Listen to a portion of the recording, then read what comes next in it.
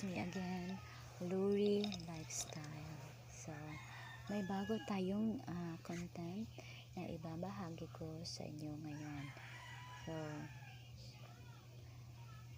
ang ating content, ang pag-uusapan natin ngayon is tungkol sa kung bakit hindi ako makapagbisita during my life. Kaya, dapat niyong pakinggan ang aking sinasabi ngayon. So, tira nga, sabihin ko na.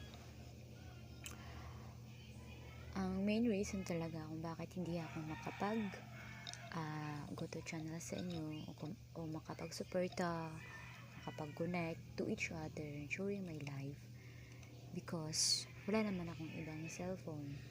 Kung meron man is yun sa partner ko at minsan loading talaga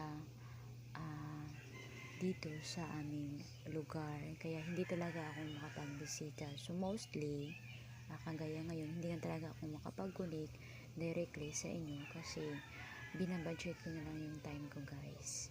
Yung maghanap tayo ng work at isiset natin yung kailan tayo mag-vlog, kailan tayo gumawa ng content, at